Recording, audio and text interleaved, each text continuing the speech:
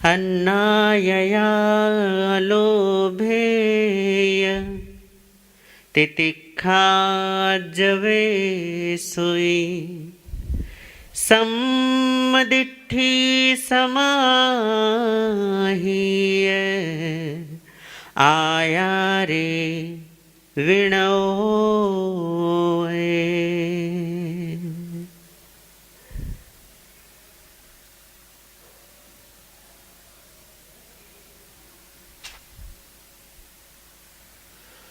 कल तक हमने तितिक्षा तक हमने श्रवण किया था।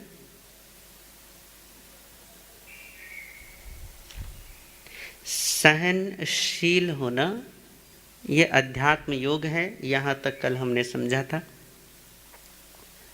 अब अगले चरणों में चलते हैं, उन्हें समझने की कोशिश करते हैं। परमात्मा कहते हैं कि अध्यात्म योगों में एक और महान योग है, और इसे ऐसा समझ सकते हैं कि ये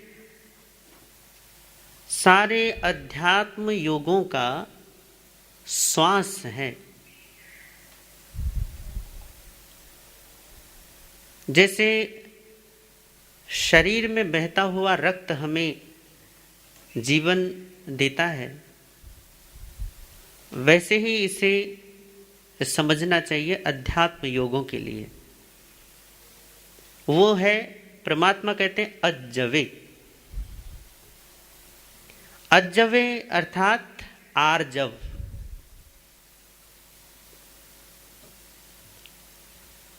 आर्जव जो शब्द बना है, ये बना है ऋजु से।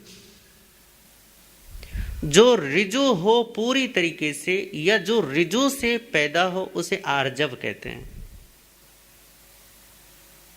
इसे यदि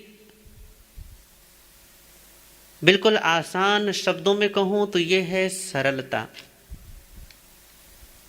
निष्कपटता, निश्छलता, बिना किसी दिखावे और आडंबर के जो है, जैसा है वैसा प्रकट हो, उसे कहते हैं आर्जव होना, ऋजु होना, सरल होना।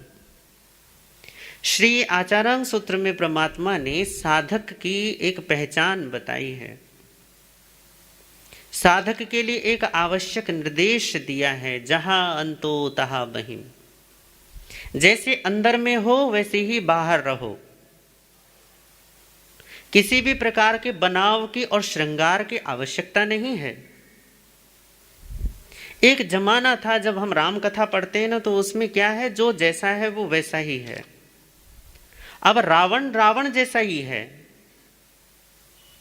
और राम राम जैसे हैं। दोनों बिल्कुल स्पष्ट पात्र हैं। राम राम है और रावण रावण है। दोनों अपने आप में बिल्कुल अडिग हैं। राम अपना रामत्व नहीं छोड़ता और रावण अपना रावणत्व नहीं छोड़ता।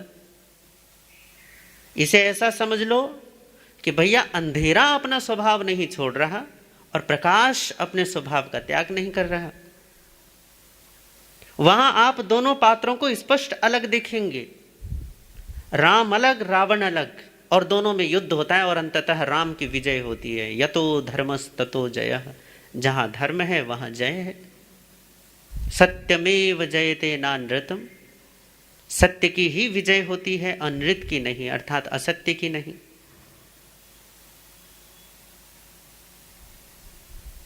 पर राम और रावण तो आपको अलग दिखाई दे गए, वहां पात्रों में तो अलग दिखाई दे गए। परंतु आजकल के जमाने में राम और रावण अलग चीजें नहीं है, ये एक ही चीज है, गड्ढमड्ढ है।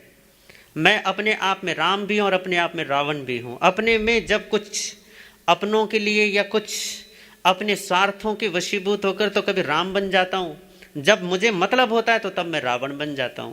जो अपने घर में अपनी माँ बहनों के साथ राम बनकर रहता है, वही घर से बाहर निकलता है तो दूसरों की बहू और बेटियों के लिए रावण बन जाता है। व्यक्ति वही है, आदमी वही है, परंतु परिस्थिति बदलते ही मुखौटे भी बदल देता है। जैसे ही उसकी स्थितियां बदलती हैं वैसे अपने चेहरे भी बदल देता है। अपने घर में राम बनकर रहते हो और दूसरी जगह जाते ही अपना खेल, अपना असली चेहरा दिखाना चालू कर देते हो। दोनों ही चेहरे तुम्हारे हैं, राम का चेहरा भी तुम्हारा, रावण का भी चेहरा तुम्हारा। जब जब तुम्हें लगता है कि हाँ शांति से काम निकल जाएगा तो तुम राम बनकर रहते हो, और जहां तुम्हें लगता है कि भैया अब तुम पर बन आई हो वहां तुम रावण बन जाते हो। अब राम रावण कहीं अलग अलग पात्र नहीं है कि भैया राम जरूरी नहीं है कि वो हमेशा राम ही रहेगा, हर स्थिति में राम ही रहेगा। वो कब चेहरा बदलकर रावण का लगा देगा इसकी कोई गारंटी नहीं है, क्योंकि जमाना कलयुग का है ना। और कलयुग का मतलब ही है भैया नकली जीवन, नकली लोग, नकली सब कुछ, नकली। खाना पीना भी तो नकली है ना, तो लोग भी नकली हैं बेचारे। कुछ दिनों पहले एक वीडियो देख रहा था कि भैया चीन ने ना कुछ ऐसे चावल बना दिए प्लास्टिक के, उसने बंद गोभी होती है सब्जी, बंद गोभी भी उसने प्लास्टिक की बना दी। खाओगे स्वाद वही आएगा, गंध वही आएगी, परंतु काम प्लास्टिक का करेगा, घातक।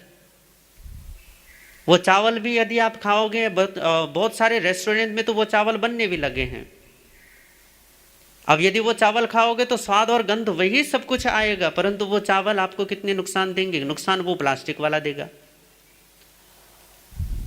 घी नकली है, दूध नकली है। पहले तो ऐसा होता था ना कि भैया क्या बोलते हैं, बाजार में नकली घी की तादाद ज्यादा हो गई। अब नकली घी से बचने के लिए लोगों ने क्या किया कि भैया चलो सब कोई तो असली घी नहीं खरीद सकते ना, तो उन्होंने क्या किया, वनस्पति का घी जिसे हम डालडा कहते हैं, वनस्पति घी निकालना चालू कर दिया कि चलो ये डालडा है, ये वनस्पति घी है। अब गजब तो ये है कि वनस्पति घी में भी अब मिलावट चालू है। अब मिलावट का जमाना है तो आदमी भी मिलावटी हो गया। मिलावट खाते खाते, मिलावट पीते पीते खुद भी मिलावट जैसा हो गया। और मिलावट होती है तो भैया फिर दिखावट भी करनी पड़ती है, फिर दिखाता है हम ऐसे, हम वैसे, हम ये, हम वो, यही चलता है। पर यहां पर परमात्मा कहते हैं अजवे, निष्कपट होना, निश्चल जीवन जीना, जैसा है वैसा रहना, इसे कहा है आर्जव। और इस आर्जवता को, इसको आप सबका एक तरीके से रक्त समझो, सारी की सारी अध्यात्म योगों का। क्योंकि यदि आर्जव नहीं है तो चाहे ठीक है करते रहिए आप इन अध्यात्म योगों को भी, ये भी केवल एक दिखावा बनकर रह जाएगा। आर्जवता का मतलब है कि चाहे तुम संसार में रहो, चाहे फिर तुम अध्यात्म के जगत में रहो, जहां भी रहो निश्चल और निष्कपट होकर रहो, खुली किताब बनकर रहो। महात्मा गांधी से एक बार किसी ने प्रश्न पूछा था कि गांधी जी, बहुत सारा पत्रकार खड़े थे और पत्रकार सम्मेलन जैसा ही था, तो उसने पूछा गांधी जी से कि गांधी जी आपका संदेश क्या है लोगों के लिए? तो गांधी जी बोले, करे भैया कोई संदेश नहीं, मेरा जीवन ही मेरा संदेश है, यदि सीखना चाहो तो सीख लो, नहीं तो कोई बात नहीं। आप में भी इतनी हिम्मत होनी चाहिए ना कहने की, इतना साहस होना चाहिए कि हम जैसे हैं ऐसे ही हैं, यदि देख सकते हो तो देख लो। गांधी को गाली देना आसान है, परंतु गांधी बनना बहुत कठिन है। तो निश्चल होना, आर्जव सहित होना, सरलता से युक्त होना, ये बड़ी कठिन बात है। परंतु कठिन जरूर हो, परंतु असंभव नहीं है। परमात्मा कहते हैं कि अध्यात्म योगों में ये जो सरलता है, इसे जो जीव अपनाएंगे वो अध्यात्म योग में तीव्रता से गति करते हैं, बहुत तीव्रता से। अब कई बार तो ऐसा होता है कि दुनिया में करते ही हैं भैया, कपट छल कपट चलता ही है। संसार तो नाम ही छल कपट का है, माया से बना संसार तो माया से ही चलेगा आगे। झूठ से बना हुआ जगत झूठ से ही आगे बढ़ता है, इसमें कोई दो राय नहीं है। परंतु कई बार तो अध्यात्म में धर्म के रास्ते पर चलने वाले लोग भी, वो भी छल कपट का साथ नहीं छोड़ पाते, वो भी इस आडंबर और दिखावे से परे नहीं हो पाते। वहां भी किसी न किसी प्रकार का ये मायाचार, ये छल कपट, ये दिखावा चलता रहता है। अब ये बड़ी घातक बात हो जाएगी। देखो एक चीज है, मान लीजिए कि आप जैसे जाते हैं, घर से बाहर जाते हैं, घूमते हैं, काम करते हैं पूरे दिन भर में, तो बहुत सारा पसीना भी आता है, मैल भी चढ़ता है, फिर आप नहाते हो और साफ हो जाते हो। दुनिया भर की मैल जो लेकर आए वो गए आप और पानी से साफ किया और सारा मैल छुड़ा देते हो। पर मान लीजिए कि आपको बाहर से तो मैल चढ़ता ही है, पर आप बाथरूम में भी गए और वहां पानी की सफाई होने की बजाय और गंदे हो गए तो क्या होगा बताओ? कि जिससे साफ होना चाहिए था उससे आप और मैल चढ़ाकर आ गए। अब हम दवाई इसलिए खाते हैं ताकि हमारा रोग मिट जाए, पर यदि दवाई ही हमें बीमार कर दे तो क्या होगा? कई बार होता है ना, बहुत सारी मेडिसिन ऐसी होती है जो भैया डॉक्टर कुछ गलत दे दे या आप कुछ गलत तरीके से खा लो तो एकदम से रिएक्शन कर जाती हैं, उनकी प्रतिक्रिया हो जाती है। अब थी तो वो दवाई, पर दवाई नहीं आपको क्या कर दिया? बीमार कर दिया। आप खा तो रहे हो भोजन इसलिए कहा ताकि आपकी भूख मिट जाए, पर भोजन आपकी भूख नहीं मिटाता, वो और आपको क्या करता है? और आपकी भूख बढ़ा देता है। भोजन इसलिए करते हो ताकि क्योंकि कमजोरी महसूस होती है, भैया भूख लग गई चलो खाना खा लो थोड़ी ताकत मिलेगी। पर यदि खाते खाते ही कमजोरी आने लगे, या ऐसा नहीं बल्कि खाने से ही कमजोरी आने लगे तो क्या करोगे? तो ये तो ऐसी हो गया ना कि भैया चाहा तो था कि दवाई से ठीक हो जाएंगे, पर दवाई से बीमार पड़ गए। सोचा तो ये था कि भैया कुछ भोजन करेंगे ताकत मिलेगी, बल्कि भोजन करने से ही तुम बीमार पड़ गए और ज्यादा सत्यानाश हो गया। तो क्या करें? बहुत बार ऐसा होता है कि दुनिया में छल कपट करते हुए फिर मंदिर में आते हैं। दुनिया में थोड़ी बहुत गलतियां होती हैं, थोड़ी बहुत पाप जिन्हें तुम कह देते हो, थोड़े बहुत दुखी होते हो, हैरान होते हो, तो सोचते हो कि चलो भैया मंदिर चलते हैं, गुरुओं के पास चलते हैं, सत्संग सुनते हैं, है ना, स्वाध्याय करते हैं, धर्म का कोई भी काम चलो करते हैं। करते हो इसलिए ताकि आंतरिक शुद्धि हो, आंतरिकता में पवित्रता आए और उस पवित्रता से सुखी हो जाएं। पर होता क्या है कि यहां आकर भी धर्म में जितने आडंबर खड़े कर देते हो, हो ये बिल्कुल ऐसा ही कि दवाई तो ली परंतु रिएक्शन कर गई। धर्म के नाम पर भी दिखावा, धार्मिक क्षेत्र में भी आडंबर और ये छल कपट। इसी को कहा कि ये क्या हो गया? आदमी और बीमार हो गया है। और ये बीमार आदमी ये बिल्कुल ऐसा ही है कि भैया आदमी बाहर से मैल लेकर आता है और उसकी सफाई करता है, बाथरूम में जाकर नहाकर धोकर पानी से सफाई करता है, पर ये बिल्कुल ऐसा ही काम हो गया कि पानी नहीं उसे गंदा कर दिया। सोचा तो कि पानी से धोकर साफ हो जाएंगे, पर पानी की धोने की वजह से बल्कि और गंदा हो गया वो। हम धर्म के क्षेत्र में इसलिए आता है ताकि थोड़े आनंदित हो जाएं, ताकि थोड़े सुखी हो जाएं, थोड़े भीतर से हल्के हो जाएं। आदमी धर्म के क्षेत्र में भी आडंबर पाल कर बैठता, दिखावागिरी, ओए होए, हर चीज का दिखावा, सामायिक का, संवर का, स्वाध्याय का, प्रवचन का, तपस्या का, हर एक चीज का दिखावा। अब ये जो दिखावा है ये बिल्कुल ऐसा ही है जैसे बिल्कुल अपने पर और बोझा चढ़ा देना। सब जगह गलतियां करके ये सोचते हो कि मंदिर में जाकर हम अपनी गलतियों की माफी मांग लेंगे। भैया दुनिया भर की गलतियों की माफी तो मंदिर में मिल जाएगी। दुनिया भर में यदि पाप कमाओगे तो उनकी क्षमा याचना धर्म स्थानों में मिल जाएगी, पर यदि किसी धर्म स्थान में, किसी मंदिर में, किसी स्थानक में यदि छल कपट करोगे तो उसकी माफी कहां पाओगे? उसकी सफाई कहां करोगे? दुनिया भर के गलतियां भूलों को दोहराने के बाद हमें यह लगता है कि चलो धर्म करते हैं, पर यदि धर्म भी दिखावा हो जाए तो फिर धर्म करते हुए जो भूल होती है उसे क्या करें? भगवान महावीर इसे उत्तराध्ययन सूत्र के महानिर्ग्रंथी अध्ययन में उन्होंने 2-3 उदाहरण दिए हैं। मुझे 2 उदाहरण तो याद आ रहे हैं, परंतु वो उदाहरण उन्होंने बहुत अच्छे दिए। कह रहे जो व्यक्ति धर्म के क्षेत्र में आकर भी धर्म का सही रूप से पालन नहीं करता, अर्थात छल और कपट करके धर्म के साथ चलता है, माया की मैल लेकर अपने भीतर में पाल कर उसको फिर धर्म और देव पूजन करता है, तो भगवान ने उसको 2 उदाहरण दिए कि ये इसके लिए खतरा है कि जो सही से धर्म का आचरण नहीं करता, अर्थात जो आडंबर और दिखावा करता है, तो उसके लिए कहा कि वो 2 तरीके से उसका नुकसान होगा। 2 तरीके से, नुकसान तो एक ही है, पर वो 2 उदाहरण उन्होंने दिए। पहला उदाहरण है गलत तरीके से पकड़ा हुआ हथियार जैसे पकड़ने वाले को नष्ट कर देता है। अब मान लीजिए कि आपने बंदूक तो तान रखी, पर बंदूक की वो नली जो है वो अपने माथे पर लगा दी, तो बताओ गोली चलेगी तो किसको मारेगी? दूसरे को या खुद को? गलत तरीके से हथियार पकड़ा है ना। आपने तलवार को पकड़ना था मूठ से और आपने पकड़ लिया उसको फलक से। अब फल से पकड़ा है तो भैया नुकसान किसको होगा? आपको। तो भगवान कहते हैं कि जैसे गलत ढंग से पकड़ा हुआ हथियार, हथियार धारी को ही, जिसने उस हथियार को धारा हुआ है, पकड़ा हुआ है, उसी को वो नुकसान पहुंचा देगा, उसी की ही हत्या हो जाएगी, अपनी ही, वो अपना ही कोई अंग भंग कर डालेगा या अपने को ही मार डालेगा, यदि गलत तरीके से उसने हथियार पकड़ा है और चलाया है। तो जैसे गलत ढंग से पकड़ा हुआ हथियार अपने लिए ही आत्मघात का कारण बन जाता है, वैसे ही परमात्मा कहते हैं कि सही रूप से न किया हुआ धर्म, अर्थात निष्कपटता से जो धर्म नहीं किया गया है, वो भी आत्मघाती बन जाता है।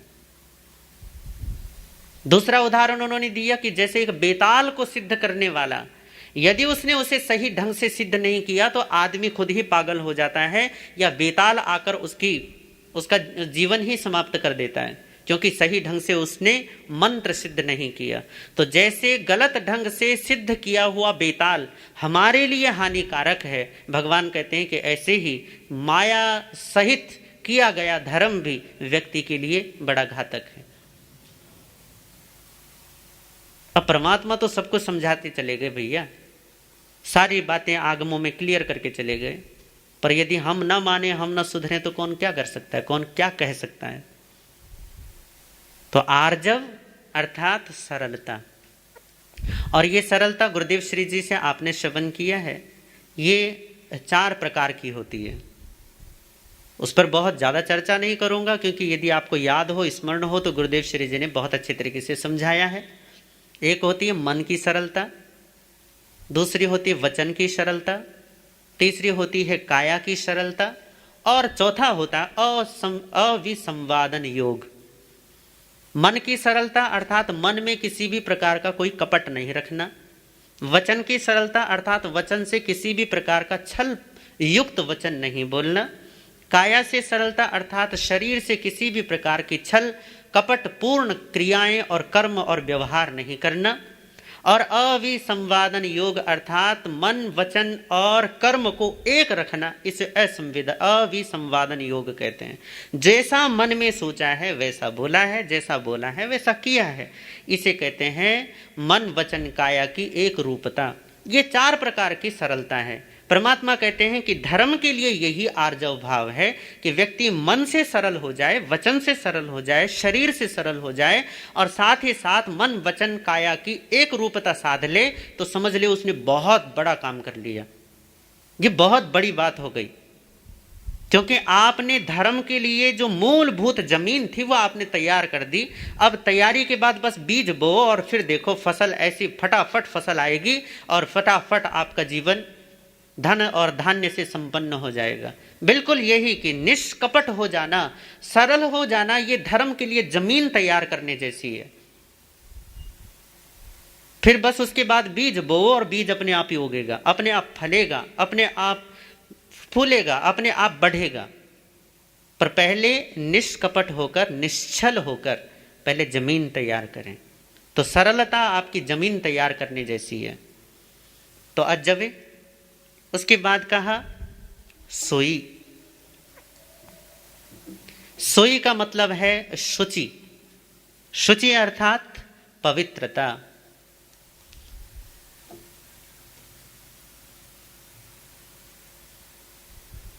सरलता और शुचिता, ये दोनों एक के बाद अपने आप ही आगे बढ़ते हैं।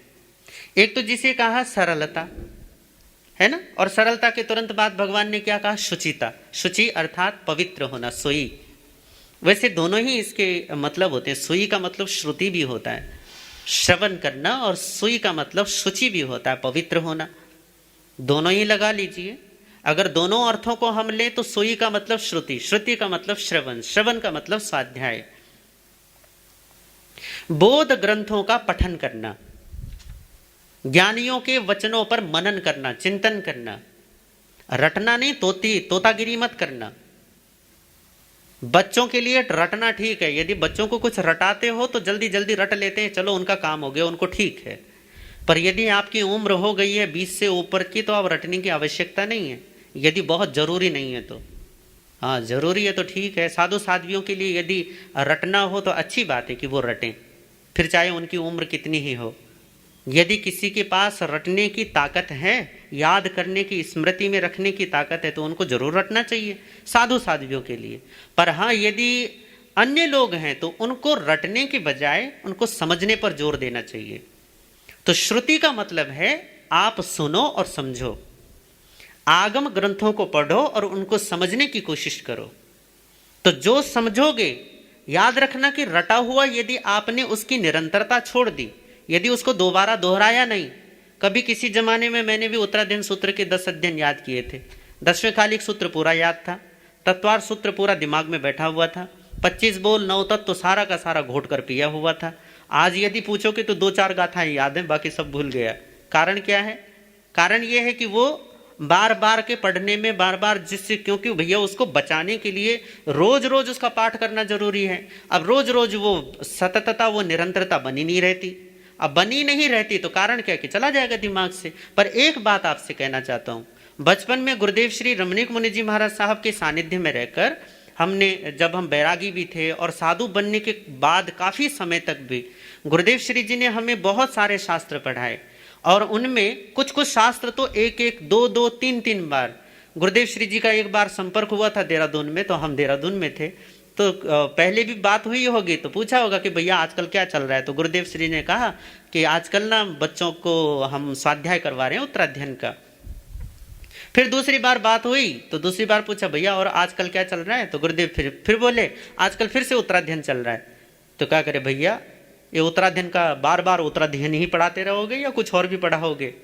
पर यह है कि आचार्य आत्माराम जी महाराज साहब का जो उत्तराध्ययन लिखा हुआ है वो, इसके अलावा हमारे वाचनाचार्य श्री मनोहर मुनि जी महाराज साहब का उत्तराध्ययन है, बहुत लाजवाब वो। इसके अलावा हमारे ब्यावर से प्रकाशित और शायद डॉक्टर श्री राजेंद्र मुनि जी महाराज साहब के द्वारा संपादित वो भी उत्तराध्ययन है, वो भी बहुत सुंदर है।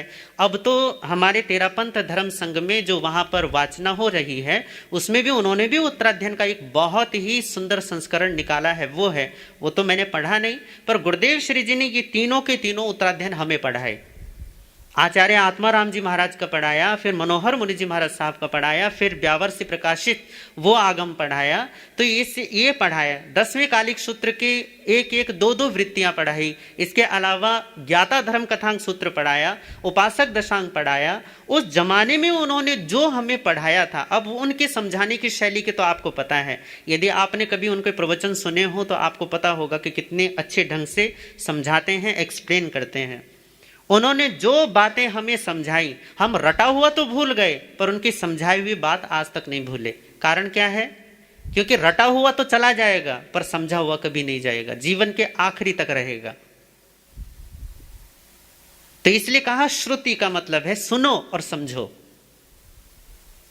और बोध ग्रंथों को एक बार पढ़ के, 2 बार पढ़ के ऐसा मत करना कि एक बार पढ़ लिया और समझ लिया, नहीं, ऐसा कभी नहीं होता।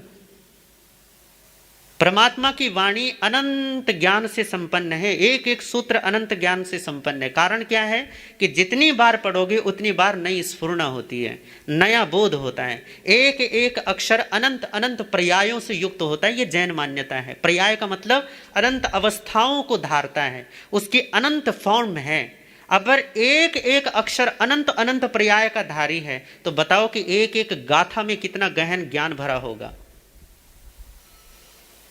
पर इतनी इच्छा है भी किसके पास? अब क्योंकि इच्छा नहीं है ना, तो इतना वक्त भी किसके पास है कि परमात्मा की वाणी पढ़े, कि भगवान के संदेश पढ़ें, कि थोड़ा स्वाध्याय करें और उन स्वाध्याय को करने के बाद उन्हें समझने की, उनको अपने दिमाग में बिठाने की कोशिश करें? कोई नहीं, क्योंकि इच्छा ही उधर नहीं है, तो इसलिए किसी के पास समय भी नहीं है। समय नहीं है तो लोग पढ़ते भी नहीं है। ये तो हुआ श्रुति। दूसरा है शुचि। शुचि का अर्थात पवित्र रहना, मन से पवित्र रहना, वचन से पवित्र रहना।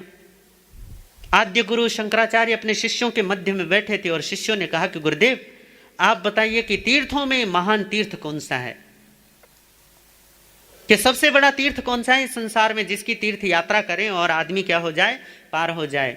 तो भगवान आद्य शंकर ने कहा कि आयुष्मनो सुनो, इस संसार में सबसे बड़ा तीर्थ ये विशुद्ध मन है।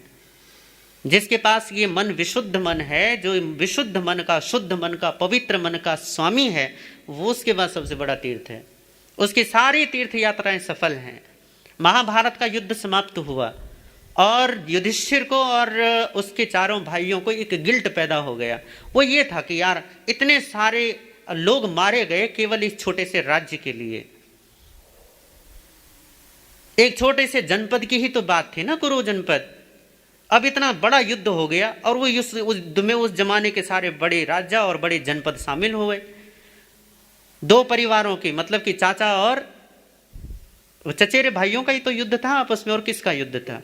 पर इस चचेरे भाइयों के युद्ध में पूरा का पूरा आर्यावर्त और आर्यावर्त की, यहां तक कि चीन का और उधर गांधार और पारस तक के राजा शामिल हुए इस युद्ध में। उस समय का एक तरीके से विश्व युद्ध। तो पांचों पांडवों के मन में विचार आया कि यार हमारी वजह से भी, चलो दुर्योधन तो दुर्योधन, हमने भी तो इसमें सहयोग किया, हमारी वजह से भी तो हुआ, हम भी तो निमित्त बने इस युद्ध के। तो गिल्ट हुआ तो कहा करें, क्या करें। तो किसी ने समझा दिया। अब पंडितों से पूछा होगा कि क्या करें भैया, तो पंडितों ने कहा तीर्थ यात्रा करो, जाओ तीर्थ यात्राओं में नहाओ और करो अपना उद्धार, पापों से मुक्त हो जाओ। तो पांडव कहते हैं चल पड़े तीर्थ यात्रा के लिए, और सोचा कि चलो तीर्थ यात्रा करते हैं तो सबसे पहले प्रभास क्षेत्र में जाएंगे। और प्रभास उन दिनों का सबसे बड़ा तीर्थ था। प्रभास क्षेत्र वो जिसे हम आजकल सोमनाथ के नाम से जानते हैं, और वहीं पास में ही फिर द्वारिका भी पड़ती थी। तो प्रभास क्षेत्र में गए, वहां से भगवान कृष्ण को मिलने के लिए द्वारिका गए। द्वारिका गए तो पांडवों को आया देखा, तो भगवान ने पूछा भाई क्या बात है, तुम पांचों के पांचों राज्य को छोड़ दिया। करे जी बस ये महाभारत का युद्ध हुआ, मन में बड़ा ग्लानि है, बड़ा एक भाव है कि इतना इतना हत्याकांड हो गया, उसकी वजह से तो किसी ने हमें बोला है कि भैया तीर्थ यात्रा करो ताकि तुम्हारी क्या हो जाए, सारी ग्लानि मिट जाए, सारे पाप धुल जाएं। तो करे अच्छा तीर्थ यात्रा के लिए निकले हो। करे जी। करे बस तीर्थ यात्रा के निकले थे, प्रभास क्षेत्र में आए, सोचा आपसे भी मिलते हुए चलें। तो भगवान श्री कृष्ण ने कहा ठीक है। करे प्रभु आपकी कोई आदेश, कोई किसी प्रकार का। करे नहीं कोई आदेश नहीं, हाँ पर एक काम मेरा जरूर कर देना। तो वो एक तुम्बी लाए और एक तुम्बी उन्होंने पांडवों को पकड़ाई और कहा कि जाओ और जहां जहां तुम जाओगे वहां वहां इसको भी स्नान करवाओगे। उन्होंने कहा बिल्कुल ऐसा ही होगा, और वो तुम्बी लेकर चले गए। जहां जहां उन दिनों, क्योंकि हिंदुओं में लगभग 68 तीर्थ हैं, तो सारे तीर्थों में वो गए और तीर्थों में जाने के बाद नहाए धोए, जहां जहां जाते थे वहां वहां तुम्बी को भी स्नान करवाते थे, उसको भी जल में डुबकी लगवाते थे। और इस तरीके से वापस आ गए।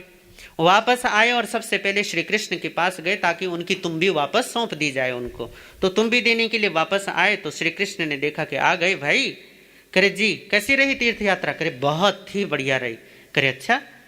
करे मेरी तुम्बी। करे ये रही, इसी को सौंपने के लिए तो आपके पास आए हैं।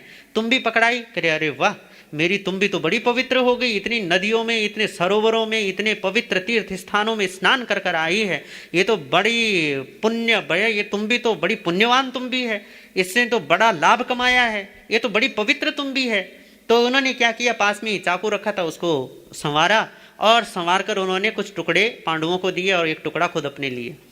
पांडवों ने जैसे वो टुकड़े कुछ खाए कि प्रसाद के रूप में, जैसे ही खाया तो तुम्बी भयंकर कड़वी। अब इतनी कड़वी तुम्बी जैसी देखा, अब क्या करें। पांडवों ने मुंह बड़ा बेकार सा बनाया और इतनी कड़वी तुम्बी का, और मुंह में ना थूकते बने ना निगलते बने।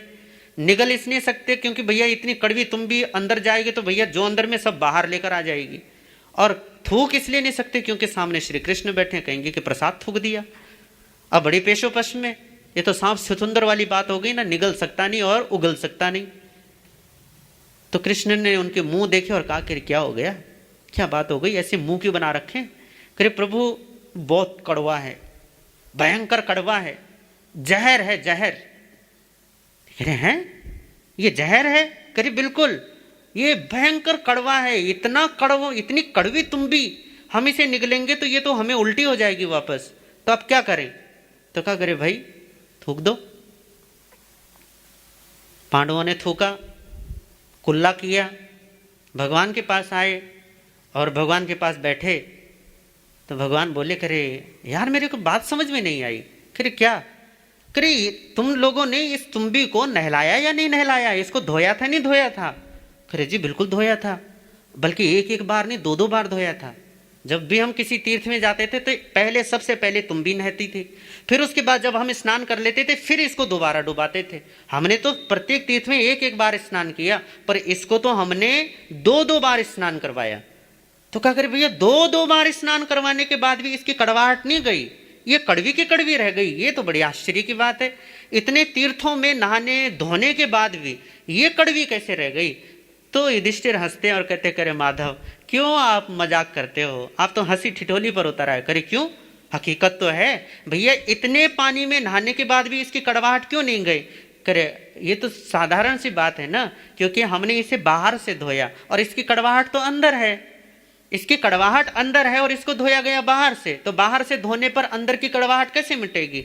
तो श्री कृष्ण कहते हैं कि भैया इतनी छोटी सी बात तो तुम्हें समझ में आती है कि तुम्बी की कड़वाहट भीतर की है तो बाहर से धोने पर साफ नहीं होगी। बाहर पर पानी धोने से, पानी लगाने से, पानी में डुबकी देने से उसकी कड़वाहट समाप्त नहीं होगी। तो तुमने ये कैसे सोच लिया कि अपने शरीर को धोने से, तीर्थ यात्राओं में भटकने से तुम्हारे पाप धुल जाएंगे। उनको तो समझ में आ गई बात, पर आपको बात समझ में आई। कृष्ण जो कहना चाहते हैं वो बात पल्ले पड़ी।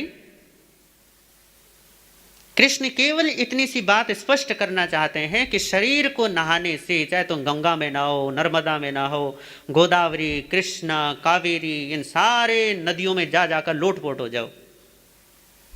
सूत्र कृतांग सूत्र में परमात्मा कहते हैं कि यदि नदियों में स्नान करने से मुक्ति की या पापों से छुटकारा होता, मुक्ति की प्राप्ति होती, तो भैया सबसे पहले तो मुक्ति उन मछलियों की होनी चाहिए थी, कछुओं की होनी चाहिए थी, उन जल जंतुओं की होनी चाहिए थी जो उन नदियों में जन्म लेते हैं। परमात्मा कहते हैं कि यदि वो मुक्त नहीं हुए तो तुम कैसे मुक्त हो जाओगे। तो हमारी मुक्ति कहां है, अंतःकरण की शुद्धता में है। इसलिए परमात्मा कहते हैं कि अज्जवे के अर्थात उसके बाद सुई, सुई का मतलब शुचि, पवित्र होना। ये पवित्रता को जो धारण करता है, अंतःकरण की, मन की शुद्धि पर जो ध्यान देता है, उसी की शुद्धि है और उसी का ही धर्म है और उसी का ही अध्यात्म योग है। तो अध्यात्म योगों में ये जितने भी विषय हैं, ये जितनी भी चर्चाएं हैं, इन चर्चाओं का केवल एक ही उद्देश्य है कि आपकी बहिर्गत दृष्टि अंतर्गत हो जाए, आपके बाहर की तरफ दौड़ती हुई नजर अपनी तरफ आ जाए। केवल इतना ही इनका उपयोग है। अपनी तरफ देखने लग जाओ, अपनी आदत पाल लो, यही काफी है। इसीलिए इनका नाम है अध्यात्म योग या योग संग्रह। तो आज के योग संग्रहों में 2 विषयों पर आपने सुना, आर्जव और शुचिता, जिसे हम या श्रुत का श्रवण या फिर अंतःकरण का पवित्रीकरण, ये दोनों ही अर्थ सोई के बनते हैं। श्रुति का श्रवण करना और शुचिता को बढ़ाना। तो ये जो अध्यात्म योग हैं, इन पर चिंतन करें, मनन करें और चिंतन मनन करते हुए अपने जीवन में निधिध्यासन करते हुए जीवन को दिव्य बनाएं, भव्य बनाएं। इन्हीं भावनाओं के साथ ओम शांति।